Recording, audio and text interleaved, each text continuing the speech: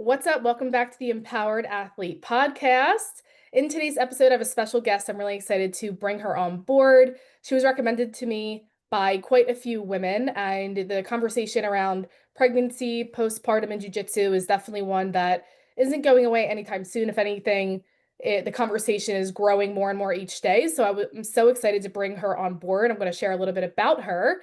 This is Brianna Battles. She's a strength and conditioning coach, educator, and founder of the Pregnancy and Postpartum Athleticism, a global certification program that's redefining how we train and support female athletes.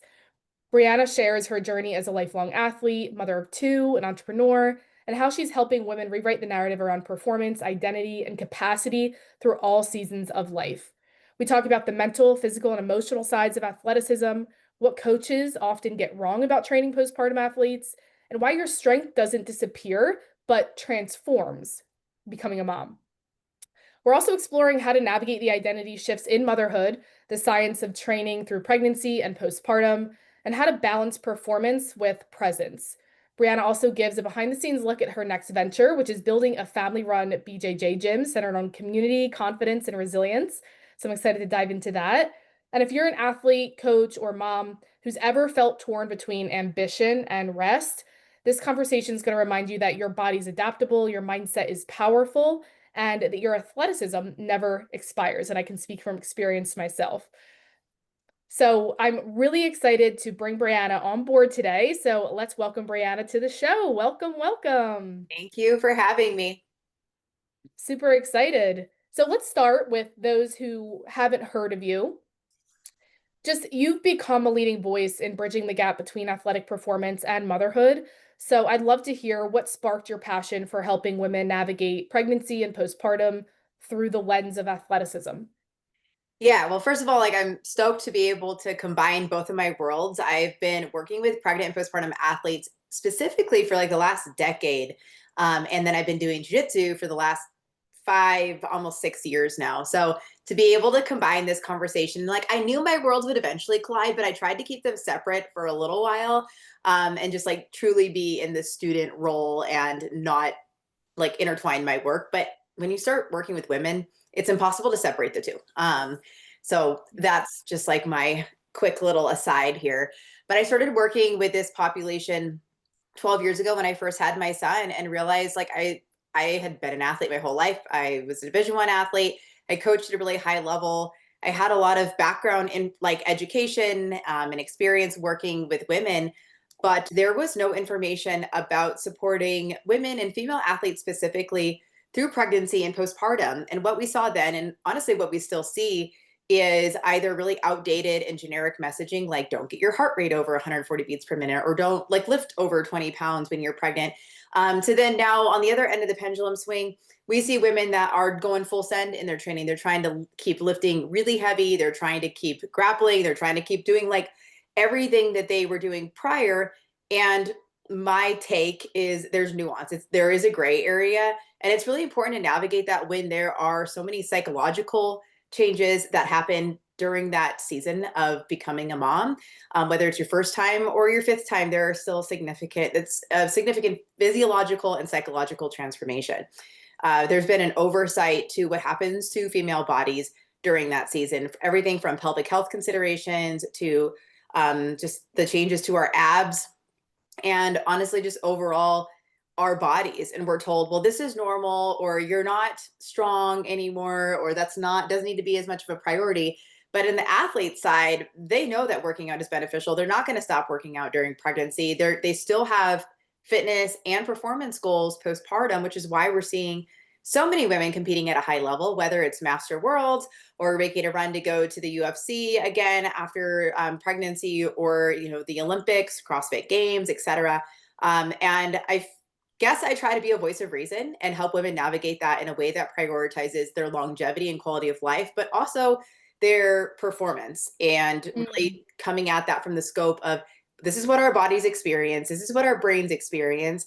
Here's common symptoms. Here's what we can do proactively. And then here's what we can do if we need to manage those things to bridge the gap back into the fitness we want to do, or that long term athletic performance. I love that so much. Ah, so good.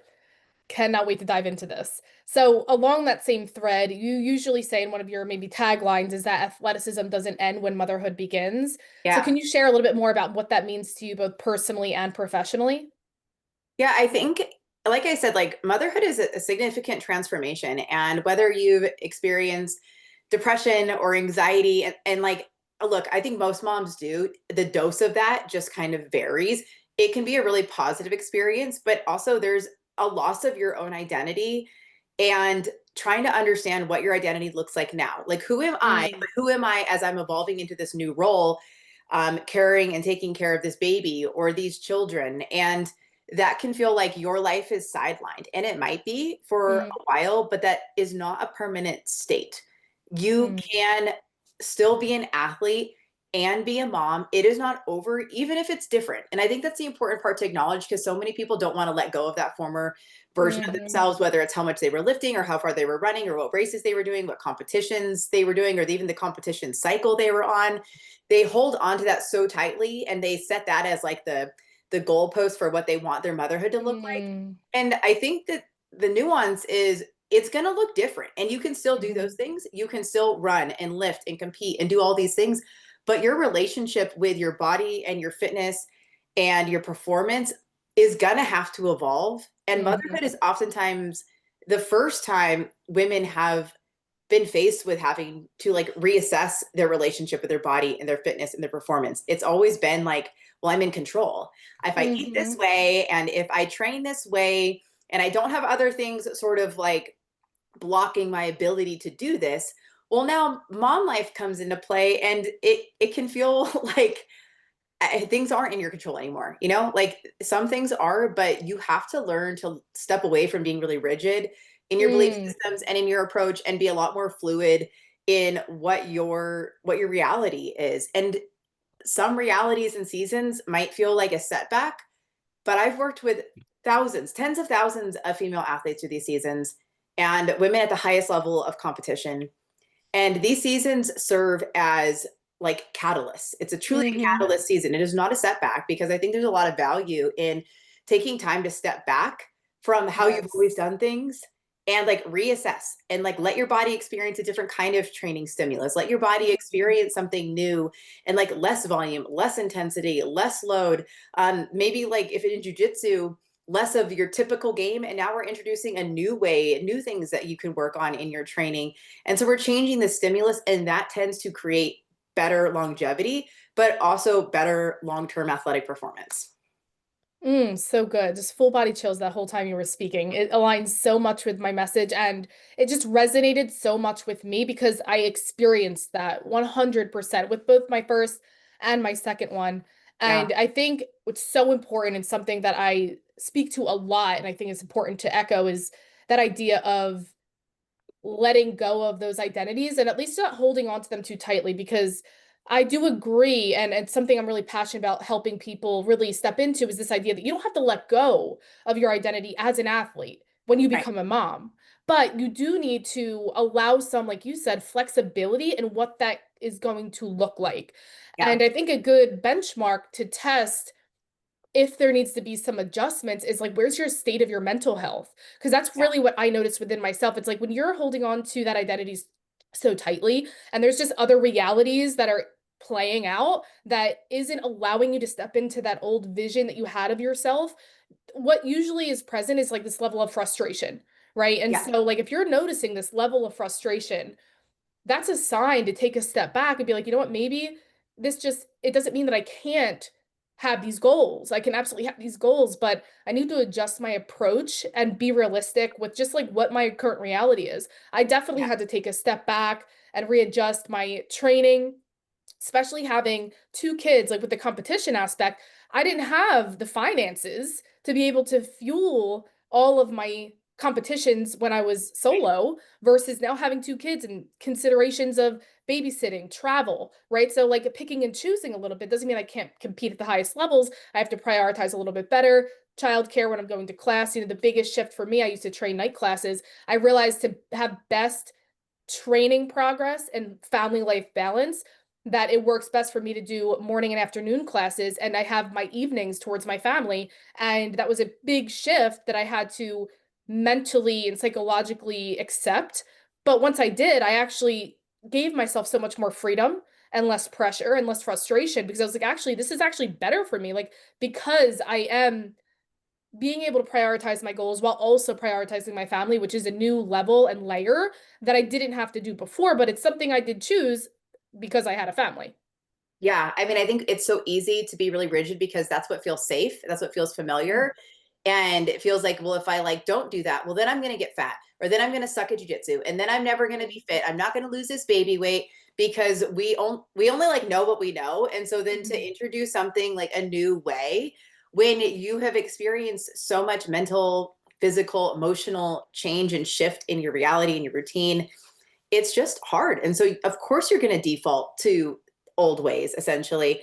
But yeah, the freedom that exists on the other side of holding onto that control is unmatched, and it will make you a better athlete. The ones that struggle the most, the ones that get injured the most, the ones that have the biggest setbacks are the ones that were really stubborn with adapting. Mhm. Like they 100%. were trying to prove something, even if it was just to themselves during pregnancy. Like they were trying to like keep maintaining, basically see what a baddie they are or how much of a baddie they are. And then postpartum, it was how fast can I get back? Whether it is get back to a certain size, get back to a certain ability in the gym, how fast can I get back on the mat? How fast can I compete again? And they try to like push the pace in so many ways. And it is not if, it is when that backfires. And we Mm. don't know when that is. And it could be in the form of like incontinence or prolapse, or maybe like a hernia and Mm. diastasis. It could be some of those things, like different core and pelvic health symptoms. Or it might be like a mental health realization where you're like, I missed out on the entire first year of my baby's life because I was so caught up in my own bullshit. Mhm. And like I personally, I Mm. can say that as directly as I am because I certainly feel that way about my son's first birth. I was so consumed with like, I gotta look like myself again. I want to feel like myself again. And I was so desperate. And like my brain chemistry had just freaking changed. And I didn't realize it until you're able to Mhm. like really zoom out, address your mental health, get a little bit more support, and most importantly, change the way you do things. Change your relationship with your body, change the way that you train, change the way that you're eating, and like really reassess and take a good hard look at like what am I what am I like overlooking and dismissing in order because I'm so consumed by my own bullshit. And Yes. we don't call it bullshit because we've always been told that's healthy. But Mhm. like that athlete brain makes you great, but it also is so self-sabotaging sometimes. And motherhood is a Yeah. season where I see a lot of like that athlete brain, like high achieving women driven when you're in your jujitsu Kool-Aid era where like it's your whole personality. We all experience that, right? Like it can be so hard to feel like you're in this setback season, but Yeah. you get one shot at having a baby and Yeah. being in that early season of motherhood. Mm. And there's a lot of things I wish I could go back and like do differently, but ultimately, if I would have done that, I wouldn't have the business that I do now. So Exactly, I right? don't like I don't like hold on to that too tightly, but it is something. It's just perspective that you have. Like Yeah, when exactly. you're in the trenches, it feels like it's going by so slow. You feel like you're not making any progress. You feel like you're losing aspects of your identity or your ability, but it's not. Like there is so much growth and performance Mhm. and athleticism that can be unlocked, like especially in jujitsu, like Mhm. especially in jujitsu. And I think we forget that. You know, if I obviously assume a lot of people listening to this are jujitsu people, we forget that there's a lot of longevity in this sport, unlike other sports that Mhm. are very seasonal or where like you retire at some point. Yeah. Like God willing, we're on the mats when we're 70. You know, Yeah. like, when like we're still able to participate in a sport and have this outlet of fitness and even competition if we want it. And most people don't have that longevity in a sport, but we get that with jujitsu. It is not Yeah. a race. Yeah, 100%. So we kind of spoke a little bit about the identity because I think it's a huge piece, but I'd love for you to share a little bit about looking back in your own transition, like you mentioned, from either athlete to mom, of what were some of the biggest mindset or identity shifts that you had to make. You probably highlighted some, but you specifically, what did you have to navigate? I think with my first, it was so this was like back in my CrossFit and paleo era. I don't know like how old everybody is, but that was very much a thing in like the early 2010s, I guess. And I was like, I'm healthy, I'm fit, I'm educated, I know my body.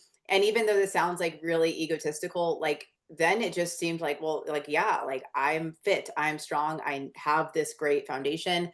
Um, like we're made for this sort of sentiment of like motherhood and pregnancy. And I wanted a natural childbirth, and that led to like over 30 hours of unmedicated labor and an emergency C-section, and it was super traumatic. So then you Mm, enter motherhood going, I already suck at this, I've already failed. mm, And like I thought I did everything right, I was really healthy, I was really fit, I felt like I was really informed. And then you just get humbled when you realize, like, that's not how any of this works. Like, fitness is mhm. a benefit, but it's not a guarantee of anything. There's just so many different variables that Yes. influence outcomes in general. Like, birth Yeah. is especially a variable that we don't have that much control over. But there's a Mhm. lot of dogmatic messagings in the fitness and birth communities that can make women like me feel like I did something wrong, I failed, I suck. And when you're coming Mm. into such a precious season like motherhood, which already so vulnerable, and your self-esteem is trash and your body is trash and your brain is therefore trash, like Yeah. it's a shitty place to be. Yeah. And you have to like climb out, and it took me a long time to climb out. It took me a long time to redefine my relationship with my body, with my training, um, recognizing like, wow, my approach actually didn't serve me very well. And it's because Mhm. it was so like locked into that one identity and one way of doing things instead of like being really open-minded and Yeah. adaptable. Again, that rigidity versus open-mindedness and adaptability, like the ones that struggle the most are the ones that are most rigid. And that will Yeah. troll you your entire motherhood experience if you don't address it early on.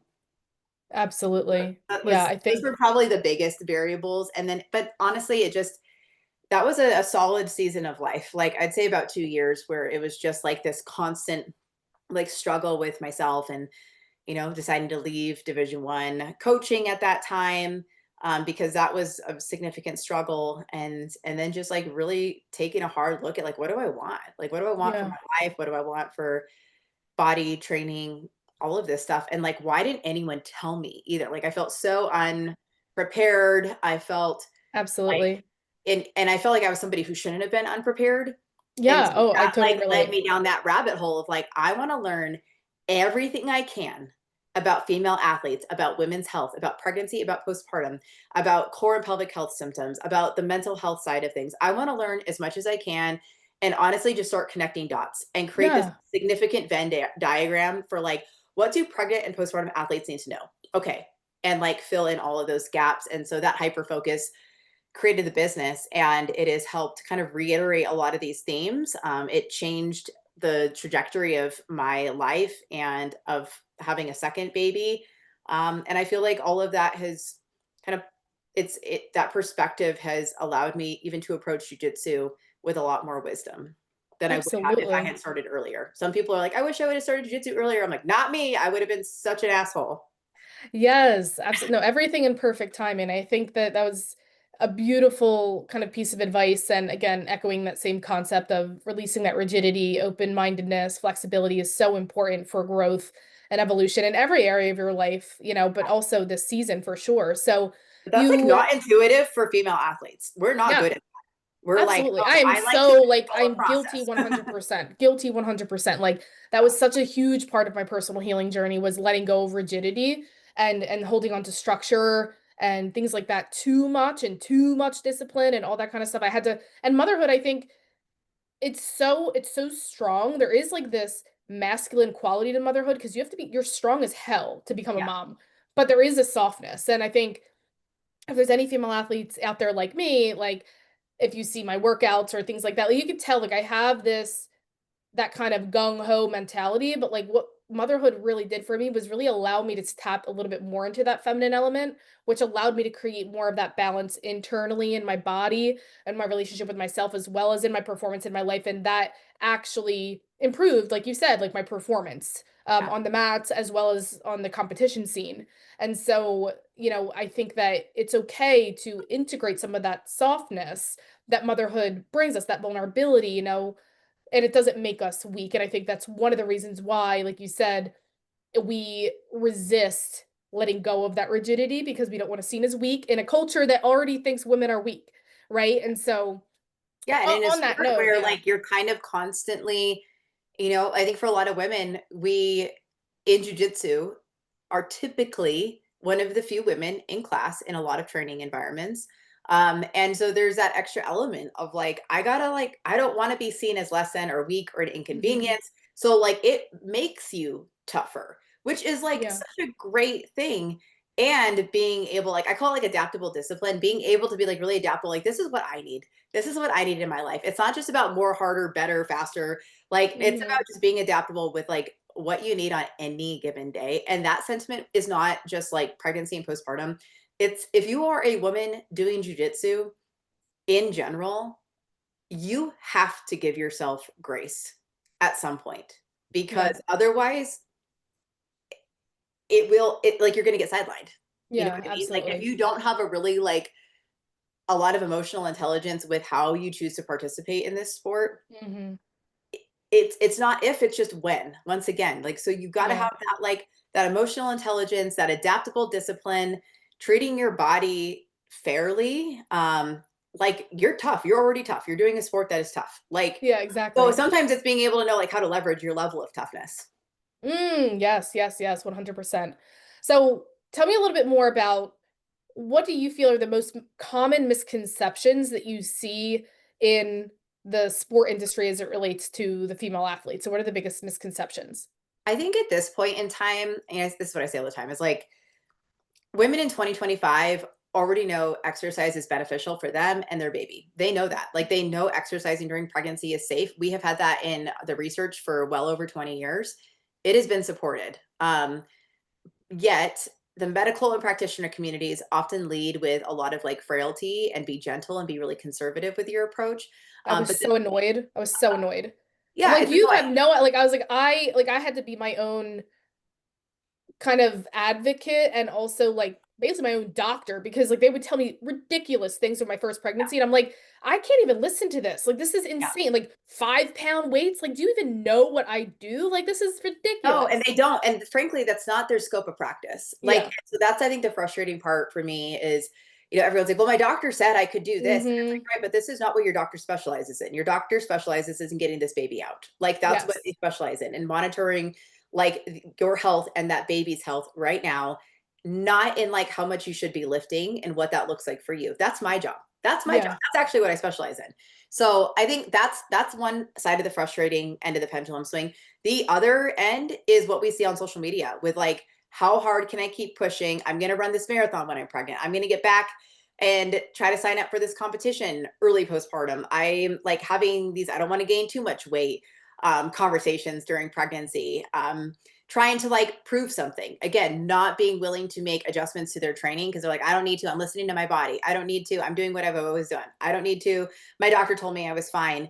And again, it's like it's ego led training instead of like informed training. And I think that we Mm-hmm. really miss the opportunity to say, like, my training needs to change because my entire freaking body is changing right now. My Mm-hmm. energy Yeah. levels are changing right now. There is more demand on the connective tissue of my midline, on my pelvic floor.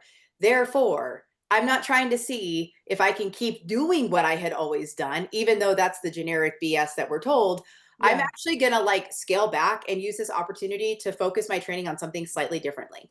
It's not trying to see how hard you can push it in rounds or how long you can even stay on the mat. It's not about that. It's about how can you make your training support the body that you're in today, this week, this season. And sometimes that might just be drilling in jujitsu. Sometimes that might just be focusing like top game passing. And other Mm-hmm. times that might just be knowing when to call it, where you're like, you know what, I'm like not really getting much out of this anymore. I don't suck if I stop training temporarily. I don't Yeah. suck if I'm sitting this out and I'm watching from the sideline.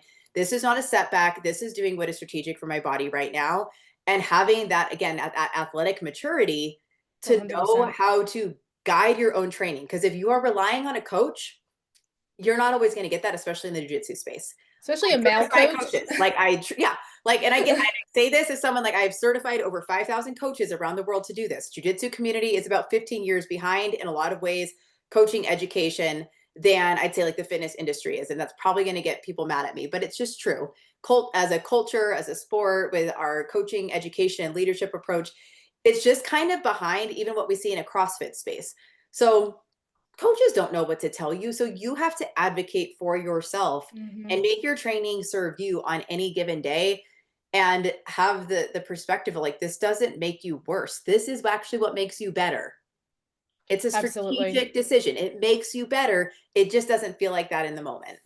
I'm a firsthand example of that. I mean, I have a lot of kind of pride in the fact that in my second pregnancy, because my first pregnancy was in essence a little bit of a wash because it was during COVID. So like all my training was a little bit all over. But like this one, I was training regularly, but I grew so much in jujitsu and in my technicality during my pregnancy. I shocked myself. I couldn't believe how much better I got in pregnancy because of exactly what you were saying. From the get-go, I was committed to staying on the mat, but I knew that I was going to have to make drastic changes at each different phase of Yeah. pregnancy and really just listen to my body and like religiously listen to my body every single day and honor that to the fullest extent to get the most out of my training and to be adjusting my game and things like that. And I mean, I saw massive leaps and bounds in my guard game, in Yeah. passing. I had to be because I was so I talk about this a lot, but because I had to be so hyper aware with my body awareness, having a pregnant, having a baby inside, I became so much more technical, which usually and previously I was very aggressive and still am aggressive, but like fast paced. And I could Yep. maybe slide with my technique a little bit. But like when I was pregnant, I was so hyper aware of carrying a baby and like injury for the baby and myself that I became so hyper technical on all these details and nuances that accelerated my game. And I was just astonished to be like, I can't believe I progressed so much in a period of time where most people think you're actually going to lose progress. Yes, it's so true, and I see this over and over. Is it like it takes away that mental pressure and expectation too. So like when you're training, you're not worried about getting beat, because I think Mhm. even if you say you're not worried about that, like there's still an element of like if you're doing like situationals where you're like, well, I want to like try to win. Like that part is removed because you're almost like you're not supposed to be good right now. You're not Yeah. supposed to like win right now. You're not supposed to like get everything perfect. So it removes that layer of expectation, and it allows creativity, it allows Hmm. freedom, it allows you to like almost learn the sport through a different pathway than how you would normally input it. So there is so 100%. much to be leveraged during this season. I talk about leverage a lot, because it's applied everywhere. It leverage is applied to how we approach it psychologically. Leverage is applied to how we approach it physiologically. Leverage is applied to how we apply it like technicality, like in or technically in our sport, what we're doing. Like it gives you so much freedom to explore without the pressure to get it right. You're like, Yes. okay, I'm pregnant right now. Like, who cares if this blue belt just beat me? It doesn't matter. Even though, Yeah. like, again, we would love to say, like, it doesn't matter anyway, but it freaking does to a lot of people. So Yeah. it's just being able to have that freedom and flexibility, and that allows you to make a lot of progress that you wouldn't normally make. 100% my experience. So you had mentioned educating and training thousands of coaches through your PPA certification. What are some of the key principles you wish every coach understood about training female athletes through maybe pregnancy specifically? And I don't know if postpartum is necessarily their job, but maybe postpartum and pregnancy as well. But what would you want the coaches that are behind 15 years to really take away? Yeah, to understand that like it goes beyond exercise modifications. If you're a coach, you already know how to modify exercises. You know how to scale back a movement or a technicality of a movement. You know how to progress a movement. That's like coaching 101. We know that.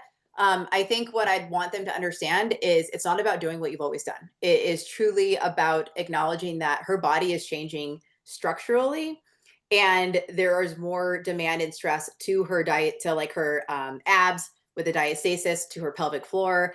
And it's not about like seeing how much can still be done. It's about training in a way that acknowledges, it doesn't have to be the whole focus, but acknowledges that like it's not just if you can keep doing that movement. It's like, okay, is that like good for her pelvic health right now at this point in pregnancy? If she's doing, Hmm. if she has a very technical open guard game and she's 7 months pregnant, that's like it's not going to go well together. Like it's just not going to go well together. There's so Hmm. much extra additional force and demand on the pelvic floor at that point in time, and just how like transitional that kind of game is. Yeah. So what else can we work on? Um, I think especially in jujitsu, it would be really important for like different coaches and professors to encourage these female athletes to be lifting weights that will allow them to create a really solid foundation for performance when they get back to the mat. Because I think a lot of Mm-hmm. women feel weak and deconditioned. Yes. I think it's hard sometimes in the jiu-jitsu community to really encourage strength training. I know, like, yes, some people do, but some people are still just like, I love jiu-jitsu. All I want to do is jiu-jitsu. And it's easy to fall into that way of thinking, but weightlifting can be really beneficial. And then just like overall acknowledging that, like, the expectations on timeline or ability or whatever, and not comparing, not being like, well, my wife did this or Yeah. this person did that. It does not freaking matter what somebody else did. We have to acknowledge like how each person feels during their pregnancy and not make them feel less than, not make them feel like they should be doing more. And just like that autonomy piece is really key. And knowing that, especially in jiu-jitsu, like the mats will always be there. Jujitsu will Yes. always wait for you.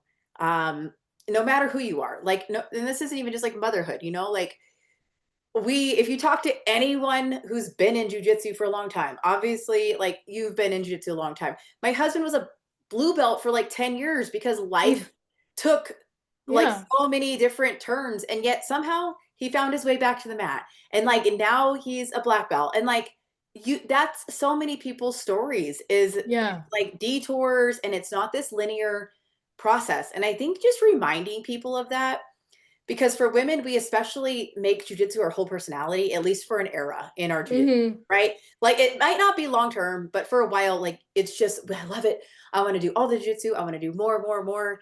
And so then when you're pregnant or you're postpartum, you feel like something's being taken from you. So I think coaches just need to like provide that assurance of like, girl, it will be here. I will be here. Your teammates will be here. Like it is okay if it looks different right now. It is okay Yeah. for you to go and like be a mom and come Yeah. back, and we will welcome you back. Like it's not Yeah. going anywhere. You're not getting worse. Like they Mm, need to hear that from coaches. They absolutely. need that permission. And it sounds stupid because yes, we're so tough. But also like every tough girl needs the permission from somebody in an authoritative and more mature position. Yeah, absolutely. 100%. Yeah, so good. So I don't know that you work much with men, but could you speak a little bit to the approach of performance and recovery and how it differs from like men versus women, especially like things like hormonal, physiological, and psychological differences? Yeah. Well, like my background is strength and conditioning and sports performance. So I started my career working with men. And I feel like I'm like just this bro who found my way into like a female dominated space and slash created a female dominated space. That's literally me too. Yeah. It's just kind of funny how it all works out. But I would say like a big difference. Let's take lifting, for example. If we're encouraging somebody to lift a really heavy load, like they might Valsalva, which is like the breath hold and how we brace, right? Like we've been taught how to do some of those like breathing and lifting mechanics from the scope of like male anatomy. So Yeah. female anatomy was not taken into consideration when we talked about what best and right practices are Mm, lifting for women. So a lot of women experience pelvic floor symptoms, for example, when they're lifting. Like if they're deadlifting, they might pee themselves on like the sticking part of the movement where it's like right around the knees, or coming out of the bottom of a squat, they might pee themselves, or when they're doing a clean on that catch position, they might pee themselves. And that's because we haven't acknowledged like lifting and training in a way that takes into consideration female anatomy and some of the symptoms that they may experience. Pregnancy and postpartum may highlight some of those symptoms for women, but I work with like a lot of young female athletes who have not had babies who are peeing themselves. You go into any CrossFit gym, women are mm, peeing themselves no matter how old they are and who they are. Like they just do, doing double unders and whatnot. And then we would talk about like the perimenopausal and menopausal clientele, which we're going to start seeing more of on the mat. A lot of them start to experience different pelvic floor symptoms that, again, like it's just been totally dismissed by the fitness community. It's been dismissed by a lot of their medical providers, and they've been told that's normal. If a man's penis was like having like a lot of symptoms, nothing about that would be ever considered normal. mm-hmm. They would Yeah. be getting support, they would be getting help, and it would be like, oh shit, like something is seriously wrong. Yeah. But for some reason we've just like really overlooked that. So I think that's like the biggest difference is just women are not fragile. Pregnant and postpartum women are not fragile, and they're not invincible. They don't need special treatment, but we do need to understand that there's like different considerations at certain Yeah. points in their life that are worth acknowledging from a coaching standpoint. Yeah. Acknowledging, like, hey, they might eat something different, at least Yeah. right now. Not always, but right now they do. Absolutely. And so that actually kind of is a nice segue into this idea of talking about overlooked elements. So what do you feel like is the most overlooked aspect of postpartum recovery specifically for women kind of returning back to jujitsu, pregnant women?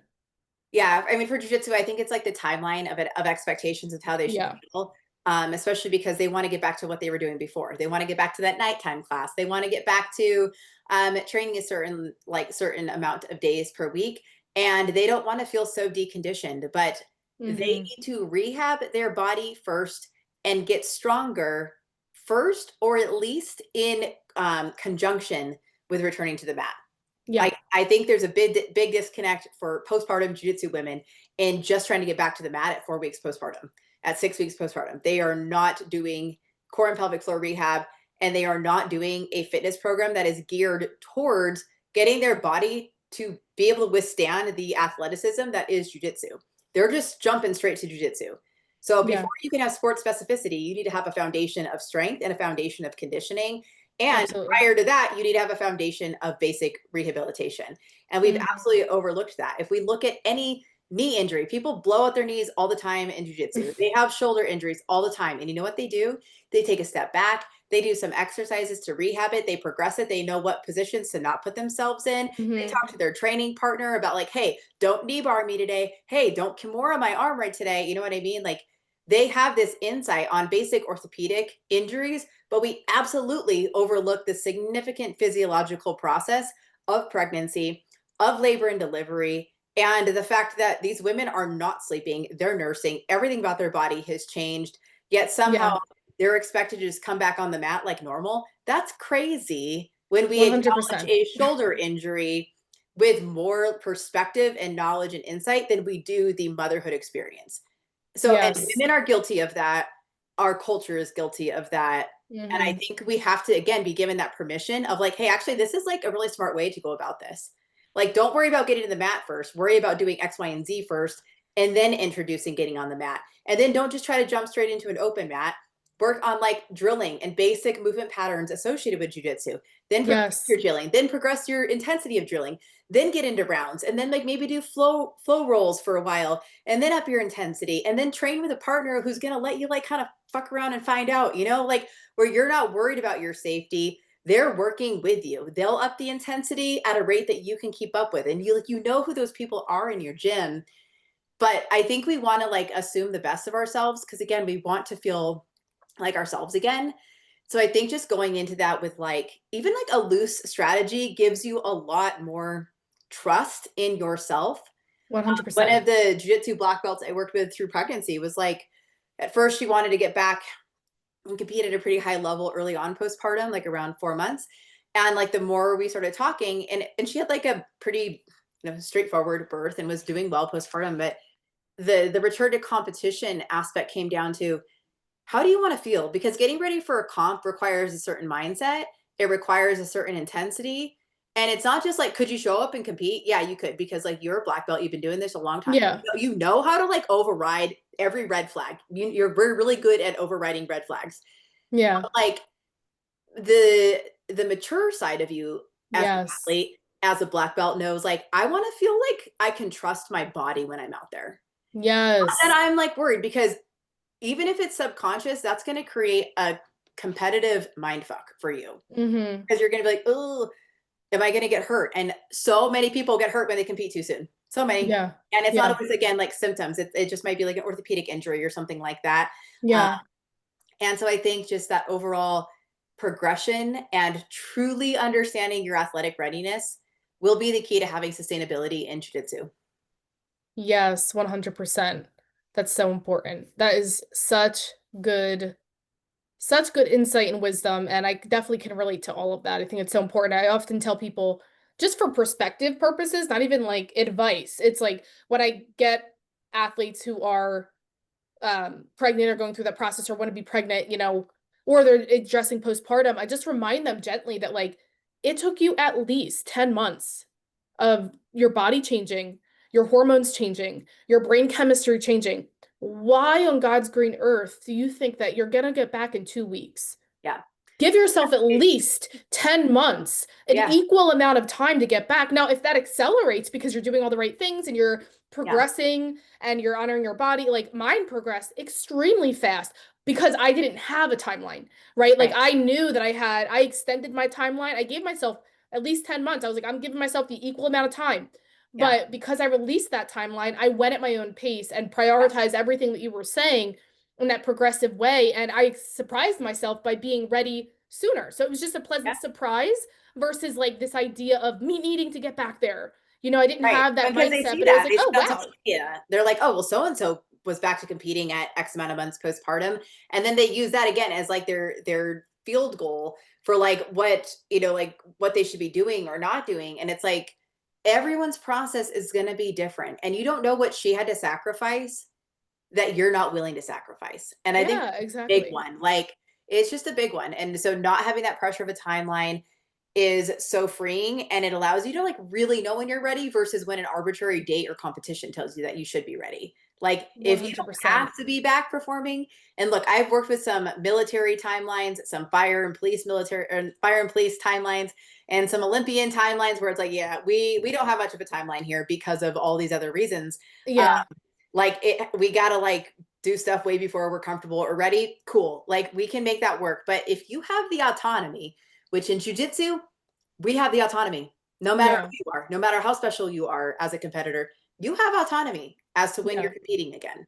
So Exactly. I think that, taking away the pressure and comparison game is the key to really like having the performance that you want on the other side.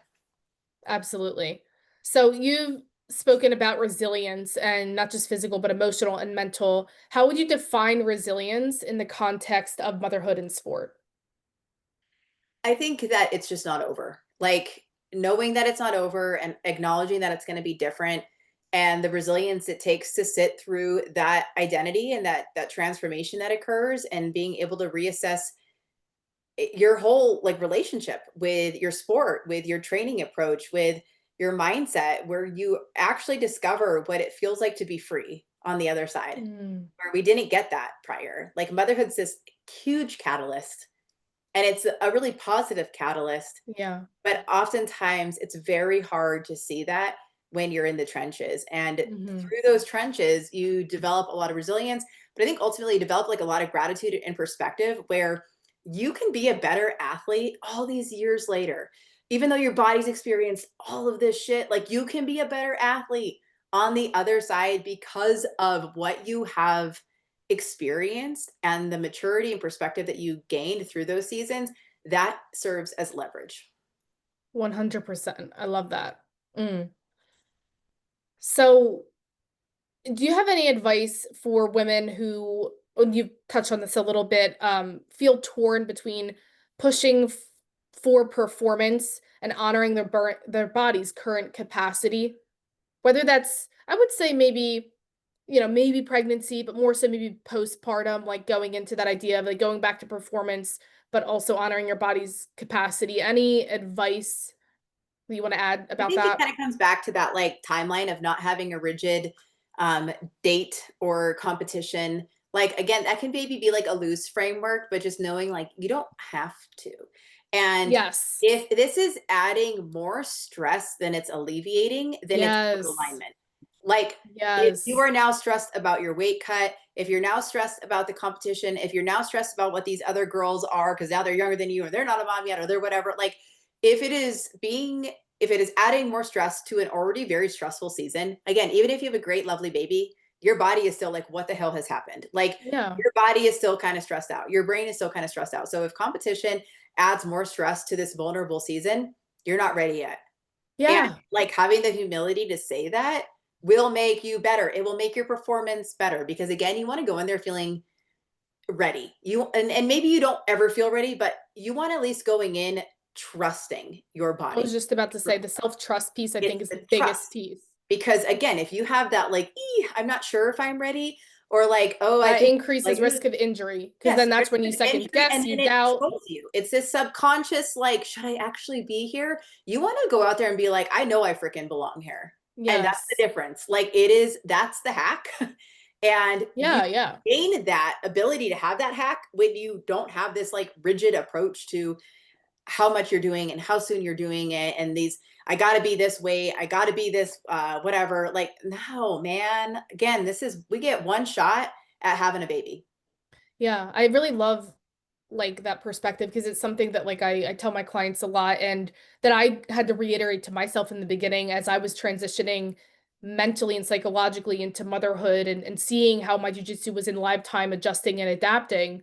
I had to just constantly come back to like, one, I chose motherhood, and two, I want to be here for every second because I'm not guaranteed another. And I'm Mhm. not even guaranteed the rest of this pregnancy. Something bad can happen during this pregnancy. I really want to embrace every second of this pregnancy and not ever have an ounce of Yeah. regret about this Yeah. pregnancy because this is a very special thing that only women have the experience of having in this lifetime. And not all women also have the experience or are Right. capable of doing it. So, like, really seeing the perspective was honestly, I thought it was going to be harder, but it made it easier pretty quickly to really, I think that's why I was so easily able to adapt my training because when I just kept my mind on that perspective, it was like a no-brainer. It was just like, of Right. course, Yeah. and I really love and wanted to just kind of highlight what you mentioned about the loose structure piece because and the loose timeline rather, because that's what I had. Like I had this idea of like, okay, I am a very goal-oriented person, right? Like I do, and most athletes are. So I told myself,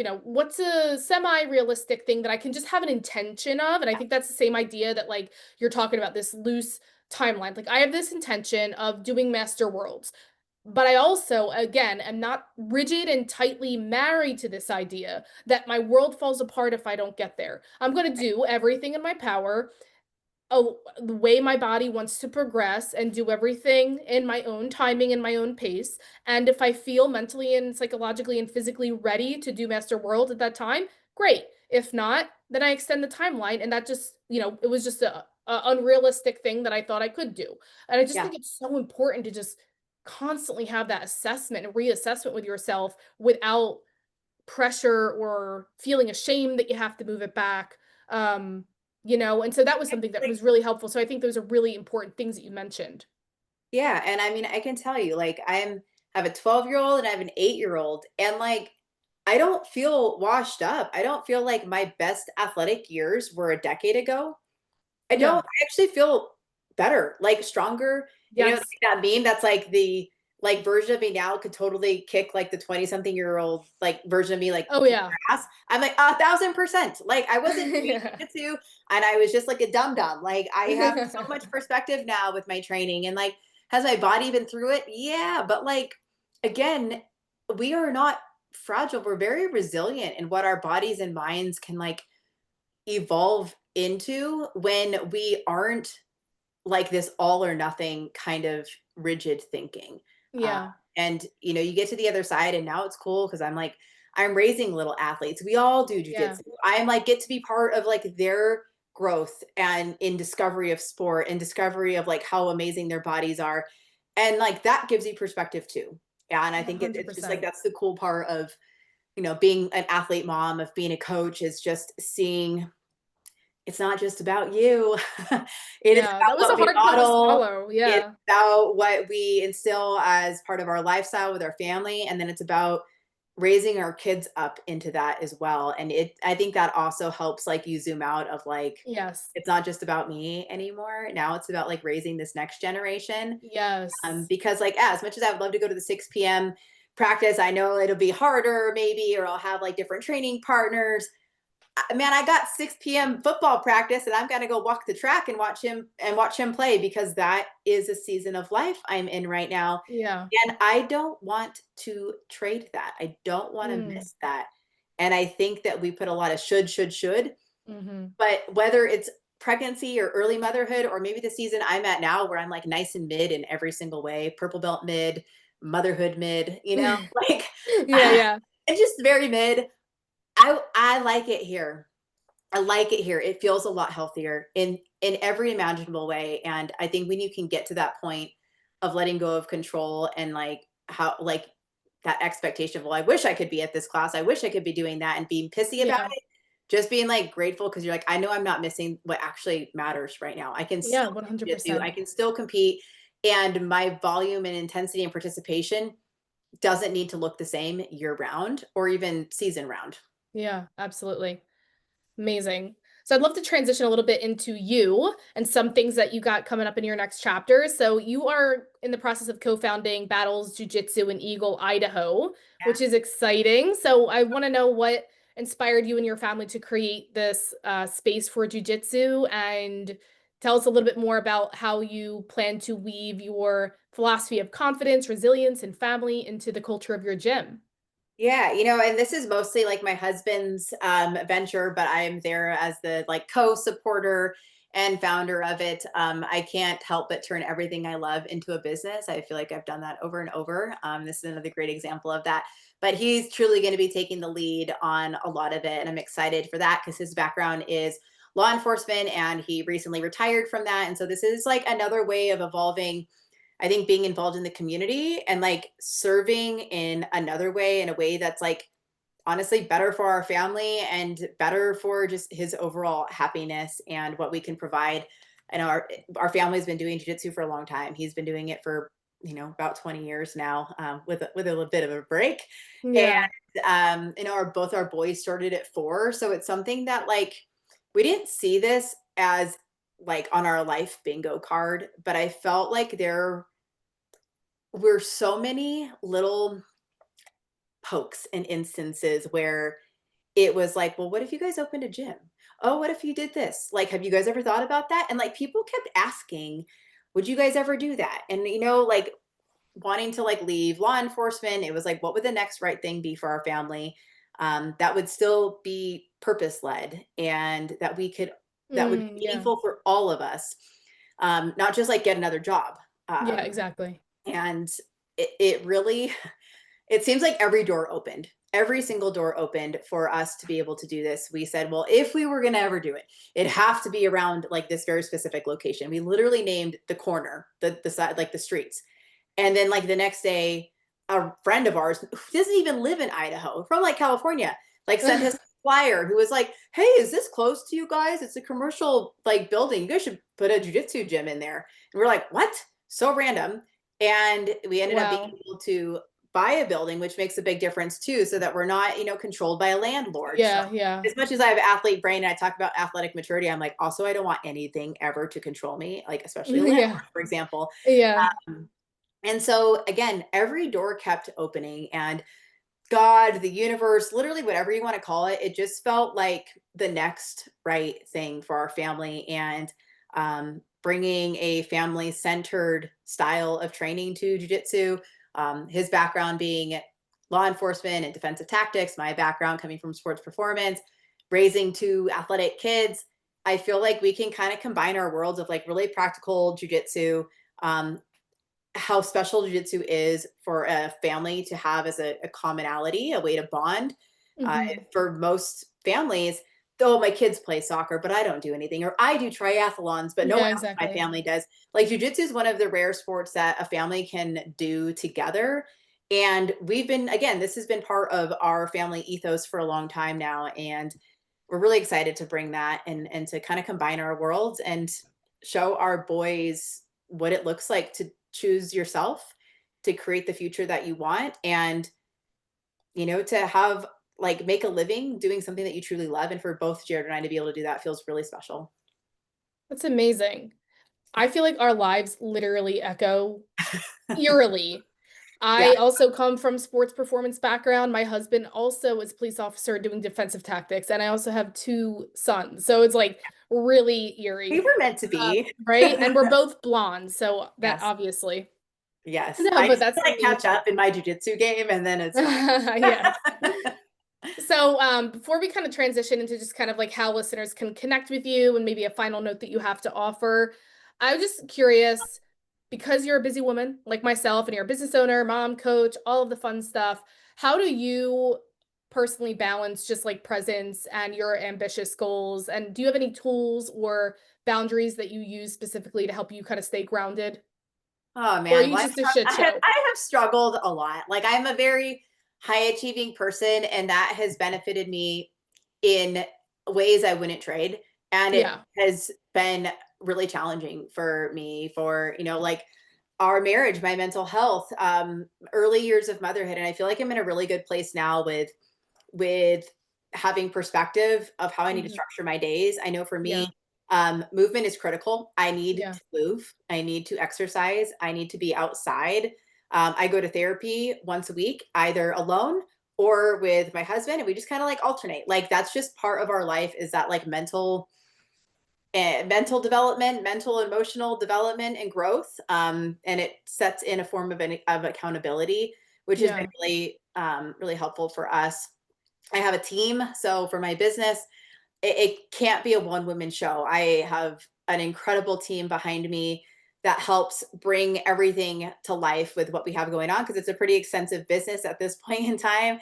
And for how I want to keep scaling it's going to require a lot of like back end behind the scenes power. And then for me to stay in my creative and visionary role. And when I think about the gym, same thing, like letting that be Jared's thing. As much as like it's hard for me to not want to just like be so involved, and I know I will be because that's just like who I am. But I Yeah. think like trying to just let go again of some of my control and empower him to step into that role and be the supporting force, Yeah. stay like aligned in my own business and my own efforts because that's still meaningful to me. um, and then I train jiu-jitsu. That I love doing that. That does help my brain. But my relationship with jiu-jitsu has had to evolve quite a bit. It does look different at every single belt, for sure. Yeah. Like dramatically different. White belt, I was just like, I'm never gonna compete. I'm just gonna go a couple times a week. And I did. Like it was very recreational. Blue belt was like made it my whole personality. I just moved. And I was like, I need friends, I need people, I need an outlet, Mhm. and it's winter here and it's cold. What the hell? So like Yeah. I went all in to an extent that I was like, this isn't really sustainable for all the other things they have going on. And now I feel like I'm at a really good place with it where, I'm really focusing on the quality of jujitsu, not just quantity. Mhm. Um, and I'm taking in more because I think I'm doing it less and just trying to like be okay with that. Cause Yeah. it's tempting to be wanting to be good at all of the things all at the same time. And I get pissed when I lose in competition, but then I'm also like, but this isn't like I can't focus on it the way that I want to focus on it right now. Yeah. And that has to be okay at certain points in time because there's other Yeah. things I care about. I care about my other like what my kids have going on and that takes a lot of emotional and mental energy. But um I think it's trying to juggle and know that you're going to drop an area of your life that's also important to you and it's not because it's not important, it's just because you're juggling other things that are that take up a lot of space mentally, physically, emotionally. And Yeah. um, the sentiment I use a lot is practice brave is, you just have to becoming brave is like one rep at a time. And it's a lot of failures. And it's just you gotta like do little small efforts that create that resilience and bravery over time. I love that. So, one last, if there was, you gave us so much insight, wisdom, advice, but if there was just like one thing that you want a female athlete listening to this right now to take away of the summary of all the amazing stuff that you shared with us on this episode, what would be that one thing that you would want them to, that one message that you want them to take with them? Well, it's gonna be like my favorite tagline, which is athleticism does not end when motherhood begins. Mm, It will be different, but that different serves as an opportunity if you let it. love that. Yes, what a great way to end it. So, of course, what is best for the listeners to connect with you, your work, your certification, also if that runs like, if you're opening spots for that, or if that's like an annual thing they can apply at any time. I could put all links to show notes of how you want people to communicate with you, your Battles Jiu-Jitsu community.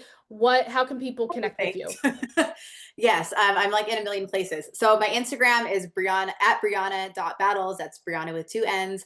The brand account is at pregnant.postpartum.athlete.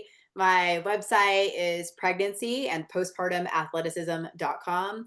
Another mouthful. I have the Practice Brave podcast where I talk about a lot of this stuff.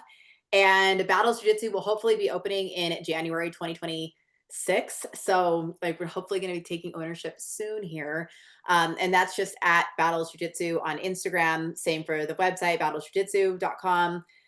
And my certification program. If you're a coach or if you're just honestly somebody who wants to learn more about your training and body and feeling really informed and educated, it's still good for you, even if like you're not, working as a coach or a practitioner.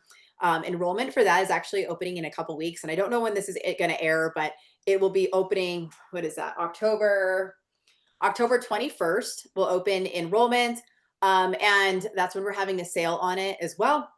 So if that is something that you feel interested in, then I would love to have you join. And if not, if you're listening to this much later, that enrollment is open year round. We just do like a concentrated sale on it. That just happens to be coming up really soon, but you can enroll at any time. It's evidence based, it is self paced. And so you can, work through it on your own terms, come back to it and re reference, basically like buy now, begin when you're ready, sort of thing. Love it. Yeah, so yeah, this episode, if you're listening to it right now, then you will have access to that opening enrollment coming up soon. But like she said, they run sales and you can purchase it anytime. I think self-paced is such a great way to go. So yeah, we'll definitely put all of the links to the show notes, her Instagram, all ways that you want to contact her in the show notes to make sure that you check that out. And also, be sure to share on social media, tag Brianna and myself, Natty Boss RD or Body by Boss LLC on Instagram for any insights or takeaways or little nuggets of wisdom that you took away from this episode that you want to kind of share on social. We really appreciate it. So please do that. And I hope that you loved this episode. I had a fantastic time and just lit up my soul the entire time because it just echoes everything that I've been sharing. And it's so nice to have an expert who's like-minded on the same thread as far as the message we're trying to get out in the sport community, jiu-jitsu community. So it's just refreshing to kind of know that I'm not the only one and there's other people doing great work out there. Yeah. So Awesome to like combine this. And I totally forgot like the main thing that would be great for listeners. I do have like a little mini course that I created for jiu-jitsu during pregnancy and postpartum. I have like a free download that gives you an overview of some of the things we talked about today. And then I actually have like a course that I created just for that extra insight and some demos and stuff like that. So that is a resource that I created trying to kind of combine my worlds. And then I'm here, to support with the fitness program side of things too. If you need a strength program for pregnancy or postpartum, I got you. So, and if I can't help you, I can refer you to somebody who can. amazing. Yes, if that download is available, we will add that to the show notes as well. All Perfect. right. Well, thank you so much for being here, Brianna. Thanks for spending your time with us. And I hope you guys love the episode, and we will see you in the next one. Thanks for tuning in.